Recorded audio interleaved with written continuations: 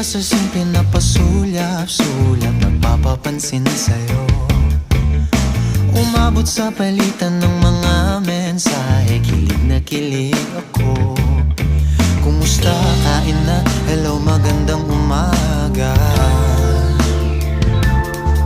Ingat ka, pahinga, huwag kang masyadong magpupuyat pa. Naramdaman ng puso na dahan-dahan akong nahuhulog sa'yo.